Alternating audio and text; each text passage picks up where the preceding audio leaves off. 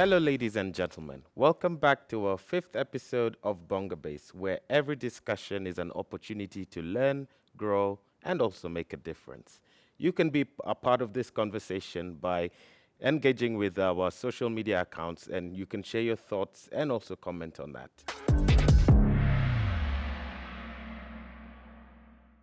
Today, we'll be tackling a topic that is very close to many hearts of Kenyans, and let's get right into it. Good morning, everyone. My name is Claris. I'm a financial consultant.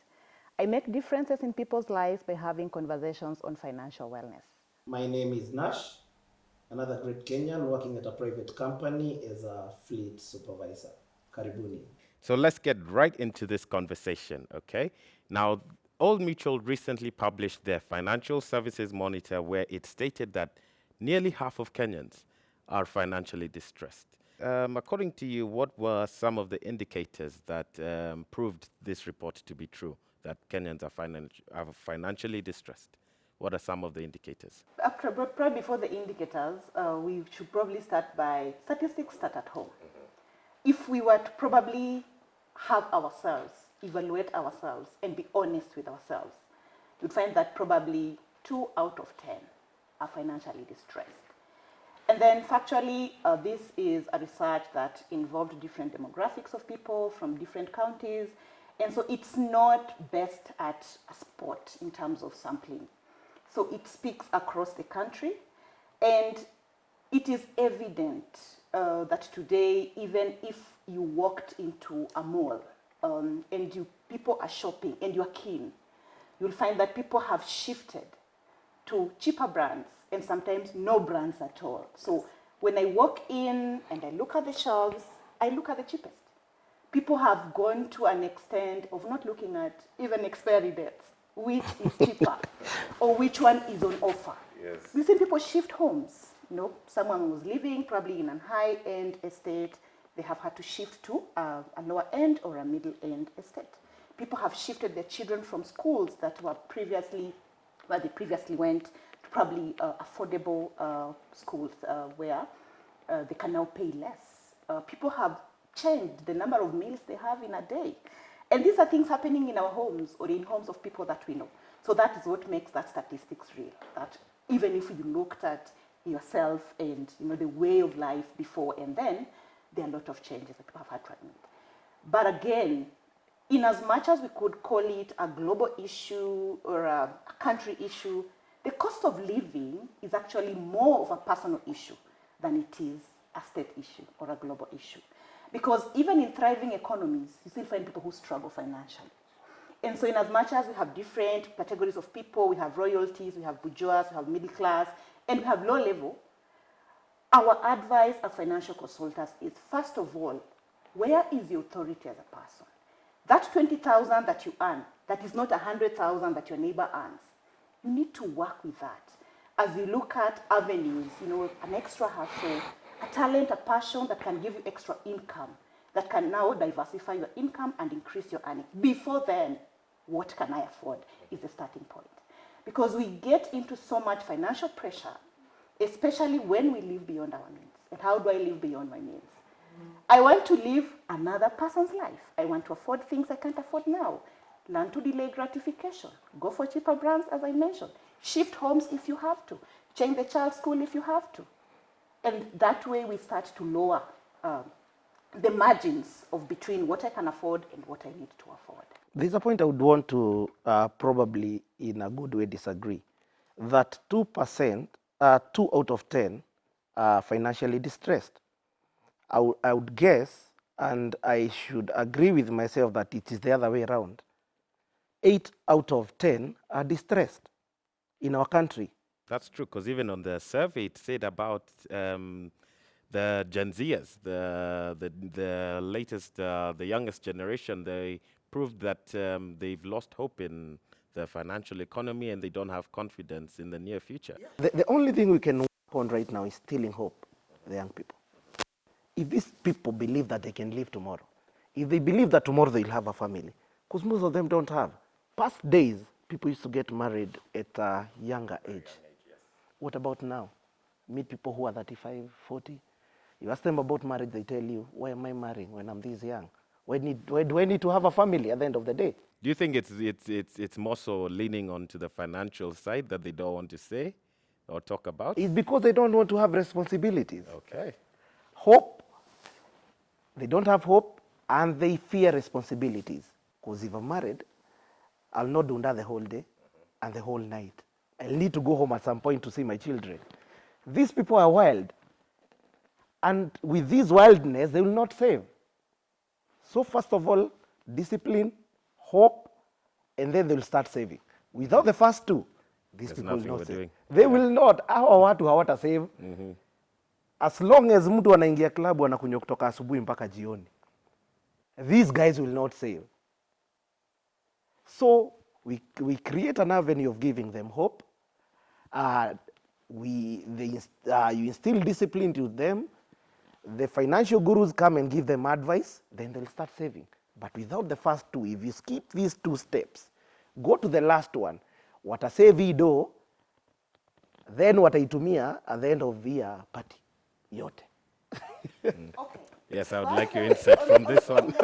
Actually, on the one of either hope and saving and the culture, do you know that even the working class, even the affluent, only 12% of Kenyans work with a financial advisor. So it means that the not knowing is still there. The not knowing is still there because you still find people who have worked all their life, educated, first degree, second degree, but this guy still asks themselves, by the way, where does my money go? Like, nilitoka na 5,000 jana, leo sina kakitu, like hii pesa ilienda wapi? So it's just not the ones who are probably younger and not knowing and not very well exposed. The issue of financial planning is an issue that doesn't even choose gender and level of exposure. We still have people who are very well educated but who struggle with financial awareness because it wasn't initiated at the right time. Now, for our Gen Zs and the issue of hope, hope is very relative. We have young people who are going out of their way, being innovative on social media, making money. But we still have those who lay back and say, things are tough. You know, Zakayo has ruined. There's nothing. It starts with us. And for those of us who are at a level in the society where we can be influential, let's then speak hope. Because if I'm saying, I'm not seeing tomorrow, but I'm so scared of death, I'm scared of accidents, I'm scared of sickness, it means I still want to live. So those of us who are in a position to instill the hope, let's do it. Because the other day they were 19, now they are 23. It means they have had 5 years where they have lived. What do they want to do with the 5 years so that when they get to 28, things are different? Yeah. You just said a name that has struck me the most in that small conversation you just had, Zakayo. Okay. So in terms of, from an Old Mutual perspective, are his policies doing what they're supposed to do in terms of reducing the financial distress among Kenyans? Or is it just not working? Are all his policies not working? Or how do you see, because a lot of Gen Zers, they have access to a lot of information. Now, my question is, because they've lost confidence in the Kenyan economy, how can we strongly give them more advice and more hope for tomorrow? Old Mutual stands independent and is not really into going into what policies, who is putting when, because we've been here for 178 years. So you can imagine how many policies our customers have walked through. We are customer-centric, not policy-centric, and especially policies not in Old Mutual. So our advice as Old Mutual in financial planning is that as a person, define what financial wellness for you is. We may define what it is for us because our definition is, I need to understand what my financial situation is now and make informed decisions about my future life. And now Old Mutual comes in with advice and solutions that can enable you walk that journey of financial wellness. As I said when I mentioned the fact that financial literacy or financial wellness is first a personal issue than it is a state issue. That is very basic, but that is a fact.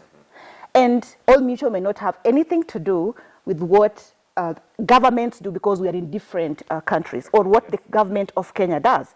But Old Mutual will have an influence on a Kenyan who is willing to listen and action.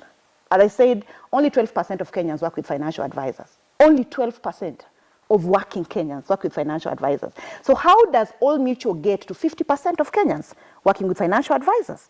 How do we get to 80% of income earners working with someone who can guide them with their 20,000 shillings to make it viable? Look at what happened during COVID-19. When most of us, were cold in our houses, locked, not thinking, waiting for death. There are people who came out of their way. They created items, substances. They made billions. While the rest of us mourned and steamed and, looked at the world as ending. So how do we then thrive in the current situation? It goes back to the cost of living is first a personal issue than it is a global or a country issue. And I want to make it real. Be keen during dates of end month and look at people's baskets in the supermarket. Suddenly people are wealthy and people forget that we even have policies that are not working because the money has come in, I feel rich, I become allergic to some brands. My kids don't take that one, they have a lot of acid, and people buy things they don't need with money they don't have. And then 1 week later they can survive on anything. It's more of a personal issue than it is a country. I would agree with that, but now the reason why people shop well at the end of the month is because they want to massage their ego. You've been suffering the whole month. And there's only one factor that you cannot rule out when you're talking about financial stability, the political aspect. Because all policies are run by the political cluster. Some of these policies are made in the assembly. Whom did you elect as your member of parliament? Is he up to the task? How many bills has he sponsored? So we cannot rule out the political aspect in financial stability engagement. So the reason, I would give you an example. I'm employed, and exactly what you earn, if you have nothing else you're doing out of your salary, cannot run your family. Like for instance, and now I come back to the point that people fill their baskets at the end of the month. Because now, the whole year, and going back to this is that the word financial stability is relative. Because what is draining me is not what is draining the other person. Probably I have a problem of 100,000. There's someone who have a problem of 100 shillings. The reason why probably my kids have not had pizza the whole month. Their schoolmates carry pizza every day. For this one reason, I don't want now to make my kid feel like a kid. And a good kid. Buy that one. Then after 2-3 days, I'm bankrupt. I go back to the borrowing bit. Then I borrow until the end of the month. Then I pay and go back to square one. Taxes. That is what I was talking about, the political aspect. Taxes are way up. Probably sometimes back, what was being deducted as tax in my payslip is probably 3 times now. So the political bit when you're talking about Zakayo, things are not going good. Watu huko nje wanasafa kwanza wenye wameandikwa kazi. Cause watu wenye wote wanajua, at the end of the month, unalipangwa ngiri 50. So, wakiona end month inakaribia, masimu zinaanza kuingia. Dependents. Mtoto amegonjeka, ng'ombe inataka chakula, sijui nini. And when you don't do that, you are branded the ill one in the society. And let me tell you, there is a problem of being a rich kid in the family. Because you have to carry all the problems. So when you're employed, you become the rich kid. Because they know at the end of the month, how wajui mahali wanatoanga pesa, wewe lazima utakuwa na pesa. At the end of the month, wewe uambia hauna pesa. So, as much as people are employed, they're still suffering. And by the way, hao ndio wanasuffer sana because dependents ni wengi. I also want to build on that and just try to also make us realize that if we planned over time, and there's a statement people use and they use it and take it for granted, that if you don't plan, you plan to fail. Policy will always exist and policy will always change. And that is not a point of the authority. I want to use the issue of a child going to high school as an example. Or let's use the one of a child going to university. And we had a lot of complaints and noise of parents, rising up in arms about changes in the HELB structure and sponsorship. And I want to be very honest to Kenyans and anyone listening. When does a parent meet their child for the first time? Probably for mothers at conception, probably a week later or 2 weeks later, for fathers when the child is born, right? And regardless of policy, I have been working, probably even earning that 30,000 shillings or 50,000 shillings every year. And I've seen this child grow to some age and they start to ask for things. So, mommy, I want this, auntie, I want this, daddy, I want this. But then I wait for 18 years. I have seen this child grow. I even encourage them to work hard in school. But now the child has been admitted to university, it becomes a government issue. Now this is not happening. My child cannot go to university. Even if you put away probably 3,000 shillings a month for 18 years, you could have a foundation for your deposit, for this child to go to university. And that's why I will reiterate the fact that financial planning and the cost of living is first a personal issue than before it becomes a state issue and a global issue. Whom do you trust your money with? I save my 3,000 so that my kid can go to the university after 18 years. Then, after 15 years, the scheme that I was saving with collapses. People have lost billions. We cannot name them, but those schemes, people have lost billions. Which institution do you trust with your money? Another question comes in. All of them come massaging you when you're joining. It's a very good platform, it's this and that and that. I know Mucho is here, they can tell us about themselves, but every institution gives you hope and positivity. But now, at the end of the day, Kenyans have lost billions.